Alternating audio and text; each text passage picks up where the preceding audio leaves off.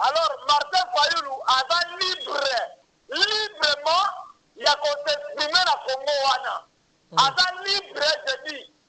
Encore, je répète encore, Martin Fayoulou, il est libre de s'exprimer au Congo. Kini Abanakini, abonnez-vous massivement.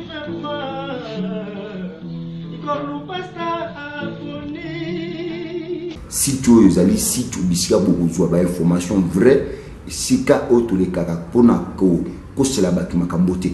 Les sites où les caractères besoin d'information vraie au bichot tout ça nango. Les sites ya sika comme nango kin ya banaki. Bon s'abonner massivement. Awande et sika où il y a beaucoup d'informations sûres. On peut s'abonner massivement pour des informations qui toko. Il y a chaîne biso YouTube kin ya banaki allez check. Bonjour, le fils du général Mali Makende de la compagnie de la Révolution pendant 32 ans. Je suis le fils du général Mali Makende de la compagnie de la Révolution. Tout le monde, on connaît. Réaction mawa parce que Kabila, Kanambe, Kanachien, enfant Bata, enfant de la rue, moi la Kizobazoba. Jamais à Rokutanana, ma gouverneur Nyoso, Aben Sabangona Kingakati, Azaï sous président de la République, le président de la République, Félix Tshisekedi, Oma Kabila, alors Onien, Yakobenga, ma gouverneur Nyoso et Panaye, il est président de la République, il est un étiquette, il est ex-président de la République. C'est lui qui va appeler le président, les gouverneurs, tous les gouverneurs de la ville de Kinshasa, c'est monsieur le président Félix Tshilombo. Si vous avez la trahison, qui est le président maintenant? C'est toujours Kabila ou c'est toujours Félix Tshisekedi? Meeting wana ezaki meeting ya malamu, meeting oyo Martin Fayoulou azalaki na poto azongi ayekolesa population ayekopesa population biloko ya kolia alesi bango apesi bango makasi afungoli bango misu afungoli bango mutu mais lelo ça m'étonne beaucoup na meeting wana bakoma kolukele problème oh il a insulté le président il a insulté le ex-président des massacres. Il est libre d'inciter tout le monde au Congo. Papa, Martin Fayoulou Azate. Martin Fayoulou, c'est le fils du pays, du père et de mère. Félix Tshisekedi, c'est le fils du pays, du père et de mère. On l'a dit. Un conseil politique à l'âme, c'est pas le fils du pays. Ok, alors Martin Fayoulou a librement, il y a qu'on s'exprimer la Congo Wana. A libre, je dis. Encore, je répète encore, Martin Fayoulou, il est libre de s'exprimer au Congo. Moutouoyo a intercalé Martin Fayoulou à mon avis, il s'agit Félix Tshilombo. Aleki Martin Fayoulou na elo côté. On a dit, donc Martin Fayoulou est allé soulèvement populaire, on a nous monacé, Félix Alouki a un problème, le problème on a, aussi ça monte le KM na Moutou. On a eu un lobby, on a eu un maramouanate, on a eu un bagage, on a eu un moutouzo divisé, on a eu un moutouzo loba. On a eu c'est toujours les Rwandais qui dirigent le Congo. On a évité que Félix alors président de la République. On a eu un lobby. On l'a dit. Donc, Malobao on l'a dit. Donc, moi je connais le président de la République du Congo. C'est toujours l'ancien président, le Mumbaku, les idiots, le président, le monsieur Kabila, Kanambe Kanachien, la femme Bata, enfant de la rue qui dirige le Congo maintenant. Même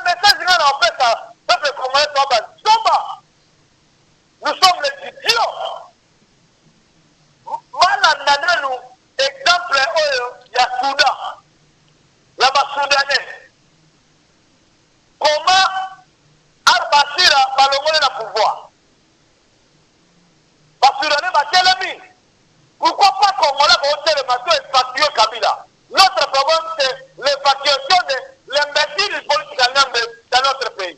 C'est ça, notre but. Mais ça, je viens en fait à Félix Tshisekedi.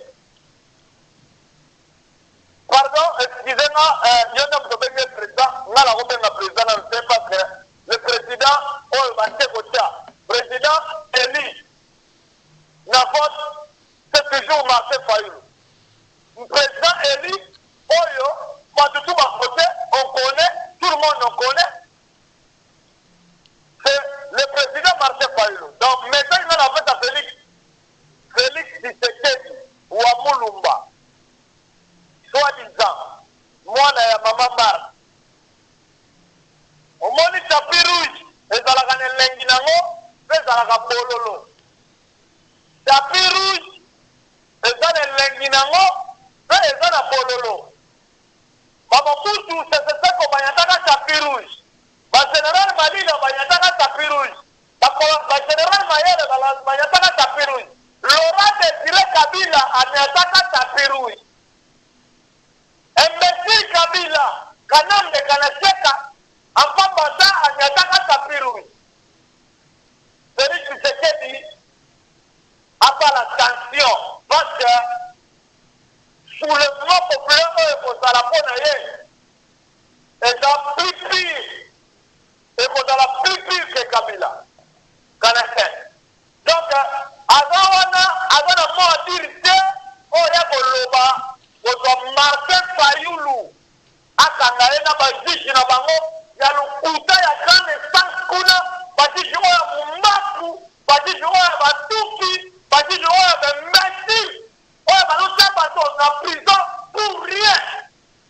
D'ailleurs, il y a le bien, il y a tout, à son monique, à sa pénalité, à Solo, en collaboration avec le président de la République, soi-disant Félix, soi-disant l'imbécile, il politique un ex-président de la République démocratique du Congo, Rwandais, Ayato, Yamesika, Bimate, Tony Bazapena Mibali, Bazapena Biloko, Mibali, Bagala Kabasi na Bango, Bakana Martin Fayoulou, Bisoto Mona, Katumbi, Soka président à la Mouka pendant 3 mois.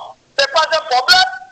Soki, Jean-Pierre Beba, à président, c'est pas un problème pour moi. C'est pas un problème. Soki, Mouzitou, il est président de la Mouka. C'est pas un problème pour moi. Moi, mon problème, c'est l'évacuation de l'imbécile du politique dans notre pays. L'évacuation de tous les gouvernements du politique y compris des Moïse, y compris des Olive Lembe dans notre pays, y compris des pasteurs collaborent dans notre pays. Malila, Malila, Papipo Malila, dans les États-Unis, Léa Malila, Chetou Malila, Charlotte Malila, Hollandi, Hollandi.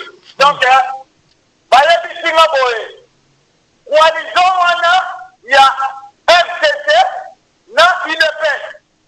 Papa, Moutou Oyo, avec Kobomayo, et Zali camarade Oyo proche.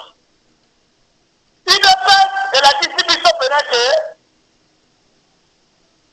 ma collabo total, il est en collaboration avec les imbéciles de FCC, comme Minakou, comme Pilote Ibala, on l'a dit, en collaboration. Yamona, l'imbécile, les idiots du Congo, le Moumakou, on l'a dit, un imbécile, un idiot total, on a l'imbécile à Kabila, après ça qui pouvoir et pas y a Félix. Félix, il n'est pas gagné les élections. Félix, il n'est pas gagné les élections. Celui qui a gagné les élections, c'est Martin Fayoulou. Publiquement, et officiellement. Papa, la Mouka est travaillée à Kabila. Oh, papa, ça m'étonne beaucoup. Hein? Ma commune est solo pas. Oh, ça le cause Finga Kabila. La Mouka travaille à Kabila. Non, Kabila.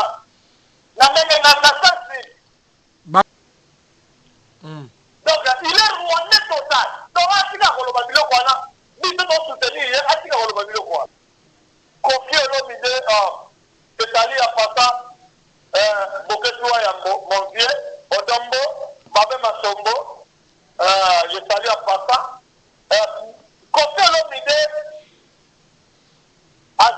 mutu oyo combattants, il faut que un moto.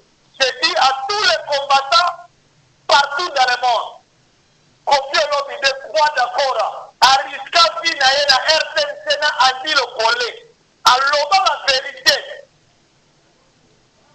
à risquer vie na ye. Les gens Kofi Olomide sont achetés la photo, ataku tubatango, ataku tozaba nyama, finissons petit là-bas, ataku mwana na yeto. De l'eau finir, l'eau finir, il faut finir ce là. On a dit, donc on y a des bateaux, on finir, on y a la photo, on a fait ici, attends la chef down dans la tête. Qu'on fait l'opinion, attends libre, il y a qu'on joue le concert, parce que Kofi, attends qu'on tient à RTNC, on a le Kofi, il faut le canapé, qu'on dénonce ma paix, le gouvernement. Bata est belle, ma mission, on a pas ça là, c'est toujours qu'on fait l'omide. Alors il faut qu'on mette le qu'on fait l'omide, bravo. Ok, message dans la souka poto kabwana, moi quelqu'un mot teto kabwana. Message dans la souka, c'est-à-dire sorti Bakani Martin Fayulu, et ça soulèvement populaire, on a ma monnaie, parce qu'on a soulèvement populaire à Soula. Parce qu'on a Manzela, soulèvement populaire. Il y a ma classe, Félix Tiloko, avec la Margot, à côté de moi, la Moka,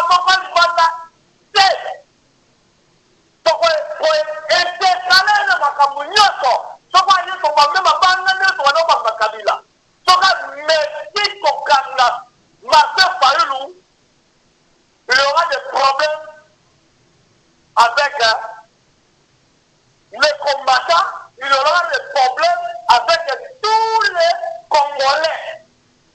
Pour pouvoir faire un arbre, il va pouvoir Moubimba. Maintenant, c'est Malila, le fils de général Malila, c'est capot, a dû pouvoir un arbre, a dû diriger. De l'autre côté, Makamio Kabila, Parlement, Kuna, Kabila, 360 députés, on a dit, c'est pas Nicole Malila, à Paris, la petite mot de pas dire dans la pocket de Warambo, Odombo, la petite mot de pas Babé Masombo, la petite mot de pas Bébé Nakwa Malila, la Katia, Richard, la petite mot de pas président Mike, président va combattre la carte de Kemptana, Katakata, la petite mot de pas Pasteur Augustin Kamanga, la petite mot de pas Fernando, Rosé le combattant, on a dit la petite mot de pas Steve Kingu. Kini Abalakini, abonnez-vous massivement.